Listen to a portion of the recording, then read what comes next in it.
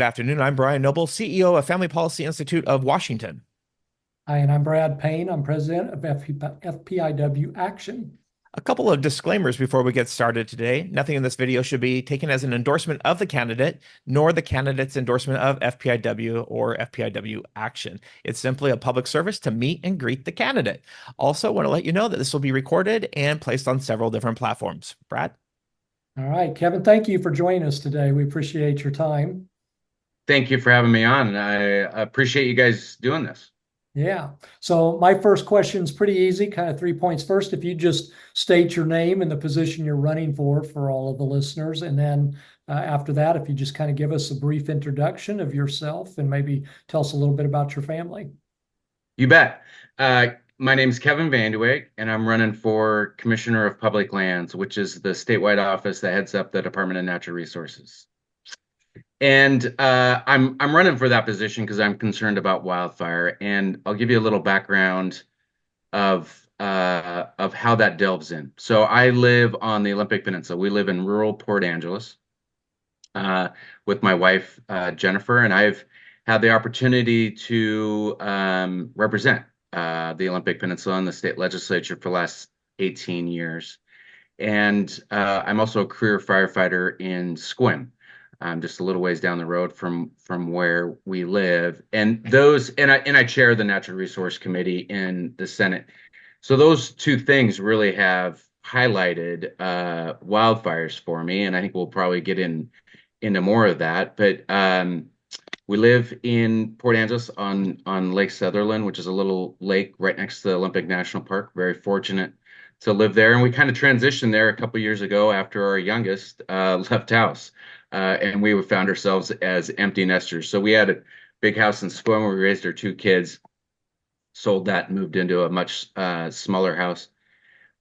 So Allison, our oldest daughter, graduated from Western Washington University and just finished a 3-month European trip where she did it old school and stayed at hostels and very cheap, and it was amazing to watch her do that. And my wife is a in public education administrator, and so when she had her spring break, we met Allison in Portugal for a week, which was fantastic. Allison appreciated sleeping in a bed and eating three meals a day, and we obviously enjoyed visiting with her and seeing Portugal.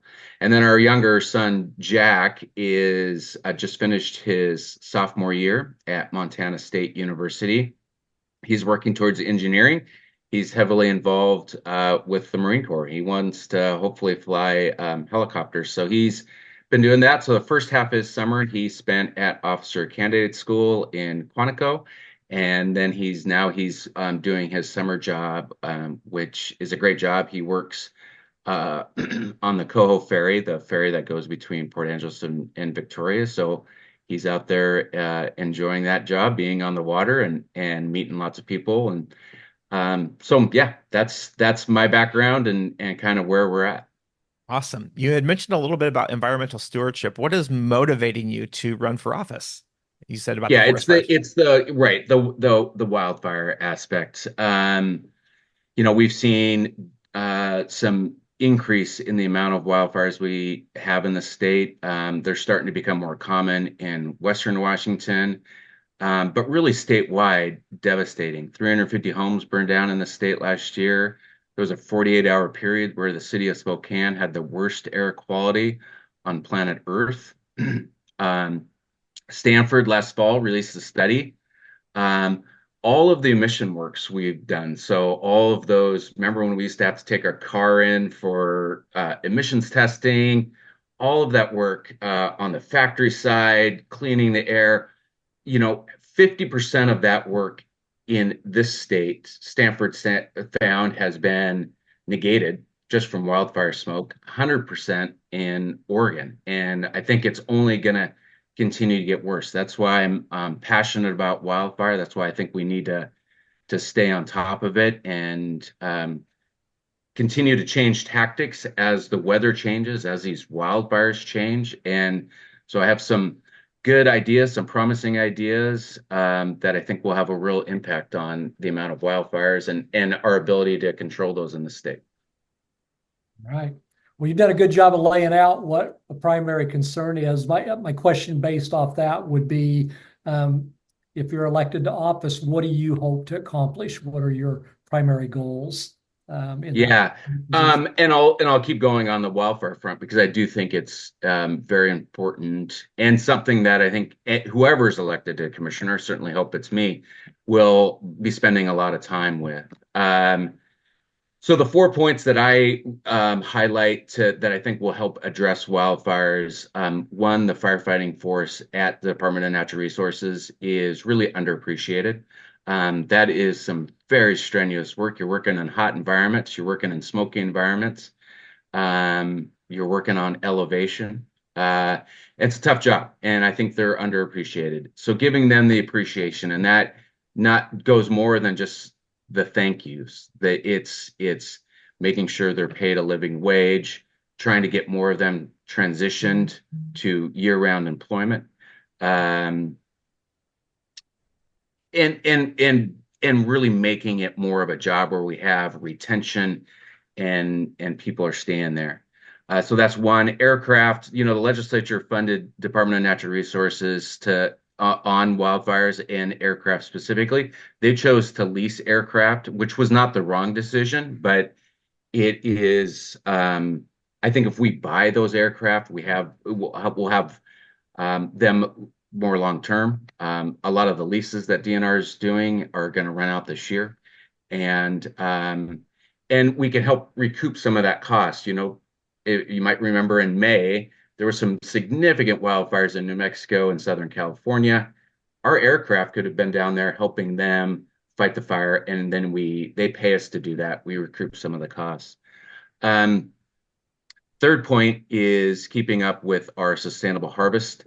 We have and by sustainable, it means it's there for future generations. We have a robust harvest in the state. When we harvest trees, it reduces the fuels that are in the forest, and we're better able to manage those. But it also does a lot of other things. It creates hundreds of millions of dollars in revenue that fund schools and local governments, and it creates thousands of natural resource jobs, which obviously representing the Olympic Peninsula is something I'm passionate about, and doing what we can to stabilize those jobs. And then the fourth point is prescribed burning. We do about 10,000 acres of prescribed burning a year in the state. That should be more like 100,000.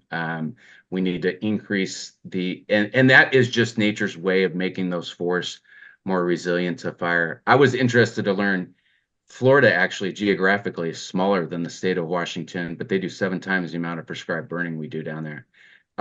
So I think there's a lot of room, to grow in that area. But those are the 4 things that I really hope to accomplish at the Department of Natural Resources. All right. Our fourth and final question is, we provided you with 18 issues that FPIW Action and FPIW works on consistently. You've addressed one of those, environmental stewardship, and kind of public safety too. I mean, I live in Spokane area, so it's a public safety issue, different than law enforcement, but it is a concern. Any other of those issues that you'd like to comment on? Yeah, I mean, I think, staying on the environmental stewardship and the property rights, we can look at the environment from many different angles, but I think regardless of what angle you're looking at it, taking care of the environment is paramount. It's God's creation.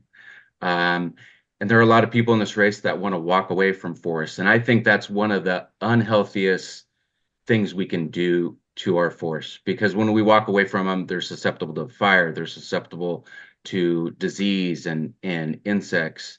And so I think taking care of our forests is the right thing to do, making sure that we have public access so people of all walks of life, no matter where they're at, can get out and enjoy nature.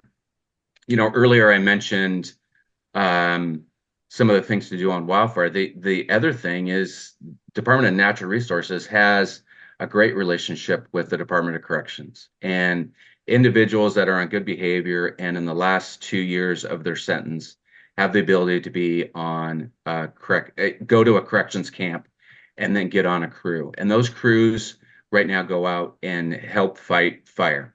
I think we can have a great expansion in that program. Mhm. And this just gets into, our mental health, what it does for us. Numerous studies have shown that the best way to get over PTSD is by spending time out in nature. Okay. And a lot of people that are incarcerated have PTSD. I think expanding that program so that we have more people that are incarcerated and are going to return to communities out in nature helps them mentally. It gives them job skills for when they are back in communities, and it gives them some money so that they're able to succeed and we see less recidivism. That's something I'm really passionate about. I think it makes more tight-knit communities. Right now, those crews are fighting fire during the summer. We can expand the number of crews that do that. Plus, they can be doing prescribed burning in the fall and forced health treatments in the spring, and it gives them just more skills. And then also touching a little on property rights. A lot of the regulations that we have in the state really limit what people can do on their own property. And if you want to be able to log and take care of your forest that's in your backyard, I think you should have the ability to do that. And it provides a lot of benefits to the state, not just in revenue, but with jobs. All right. Well, Kevin, thank you so much for your time. I know you're a busy man, and we appreciate you taking the time out to come and share your views with us. I know this is not much time to talk about a really complex issue, but we thank you that you did take some time to share with us. So we appreciate that. Yeah, thank you guys. This is just one of the highlights of this race. I get to do things like this all day, spend time around the state. We live in a beautiful state, and it's been a pleasure running statewide. Definitely different than the legislature, but it's been a pleasure running statewide. Excellent. I bet. Well, thank you again so much. We sure appreciate it. You So bet. I'm Thank Brad with FPIW Action. And I'm Brian Noble with FPIW. A simple reminder that nothing in this video is to be considered an endorsement of the candidate, nor the candidate's endorsement of FPIW Action or FPIW. Like we like to say around here, love your neighbor by faithfully stewarding the public square. God bless.